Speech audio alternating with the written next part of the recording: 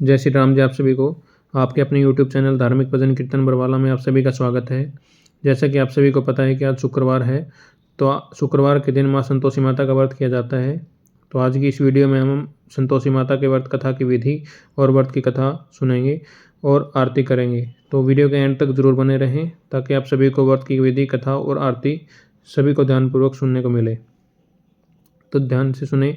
व्रत की विधि इस प्रकार इस व्रत को करने वाला कथा के पूर्व कलश को जल से पूर्ण भरें, उसके ऊपर गुड़ व चने से भरी कटोरी रखें। कथा कहते व सुनते समय हाथ में गुड़ और चना भुने हुए चने रखें। सुनने वाले जय संतोषी माता की इस प्रकार जय जयकार से बोलते रहें।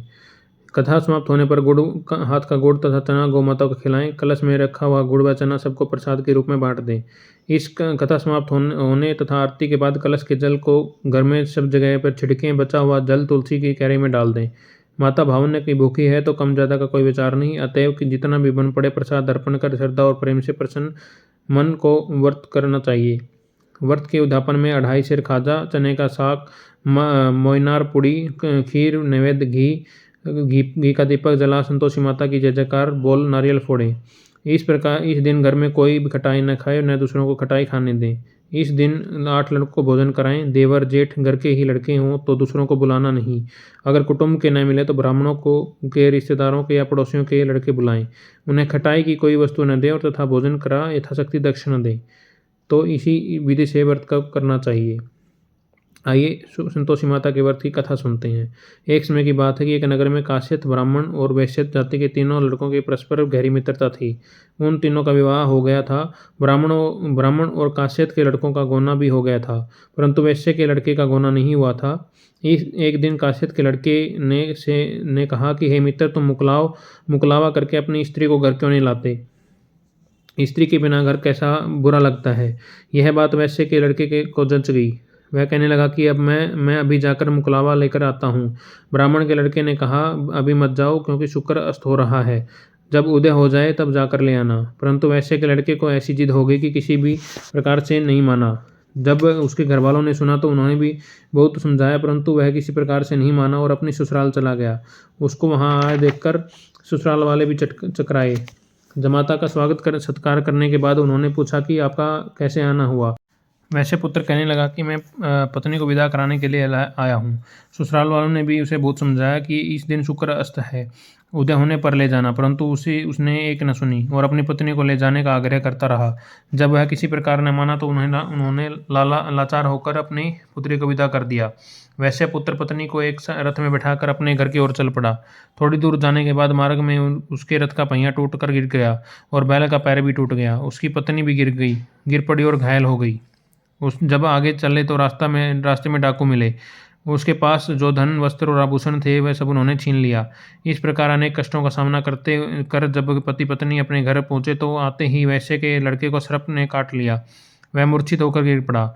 तब उसकी स्त्री अत्यंत विलाप कर रोने लगी। वैश्य ने अपने पुत्र को वैद्यों को दिखलाया तो वैद्य कहने लगे कि यह 3 दिन में मृत्यु को प्राप्त हो जाएगा। जब उसके मित्र ब्राह्मण के लड़के को सारी बात का पता लगा तो उसने कहा, सनातन धर्म की प्रथा है कि जिस समय शुक्र का अस्त हो कोई अपनी स्त्री को नहीं लाता, परंतु यह शुक्र के अस्त में स्त्री को विदा करा कर ले आया है। इस कारण सारे विघ्न उपस्थित हुए हैं। यदि यह दोनों ससुराल वापस चले जाएं और शुक्र के अस्त होने पर पुनः आए तो निश्चय ही विघ्न टल सकता है। सेठ ने अपने पुत्र और उसकी पत्नी को शीघ्र ही उसके ससुराल वापस पहुंचा दिया। वहां पहुंचते ही वैसे पुत्र की मूर्छा दूर हो गई और साधारण उपचार से ही वह सर्प विष से मुक्त हो गया।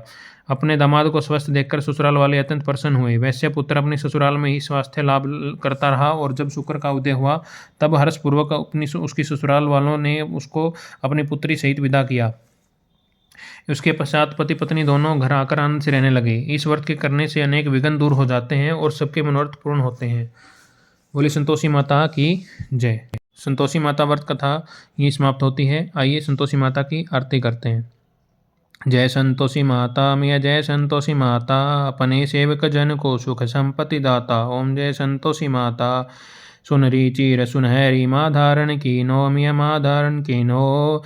हीरा पन्ना दम के तन श्रृंगार लीन्हो मिया तन श्रृंगार कीन्हो। मेरू लाल छटा छवि बंधन कमल सोहे मिया बंधन कमल सोहे। मंद हसत करुणामयी त्रिभुवन मन जोहे मिया त्रिभुवन मन मोहे। श्रवण सिंहासन बैठी चंवर ढुरे प्यारे मिया चंवर ढुरे प्यारे। धूप दिवेत निवेद मधुमेवा भोग धरे न्यारे मिया भोग धरे न्यारे। ओम जय संतोषी माता मिया जय संतोषी माता। गुड़ अरुचना परम प्रिय तावे संतोष किए मिया तावे संतोष किए। संतोषी कहलाई मिया संतोषी कहलाई। भगत जन विबन दिए मिया विबन दिए। शुक्रवार प्रिय मानत आज दिवस सोही मिया आज दिवस सोही। भक्त मंडली आई कथा सुनत मोही मिया कथा सुनत मोही। ओम जय संतोषी माता मिया जय संतोषी माता।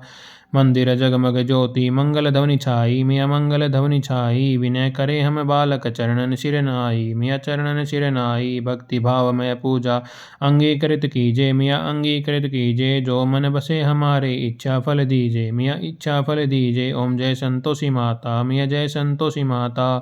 दुखी दरिद्र रोगी संकट मुक्त किए मिया संकट मुक्त किए। बहुधन धान्य धरे सर घर सौभाग्य दिए मिया घर सौभाग्य दिए। ओम जय संतोषी माता मिया जय संतोषी माता। ध्यान धरो जन जाने तेरो मनवांछित फल पायो मिया मनवांछित फल पायो। पूजा कथा श्रवण कर घर आनंद आयो मिया घर आनंद आयो। शरण गहे की लज्जा राखियो जगदम्बे मिया लाखियो जगदम्बे। संकट तू ही निवारे दयामयी माँ अम्बे। ओम जय संतोषी माता मिया जय संतोषी माता।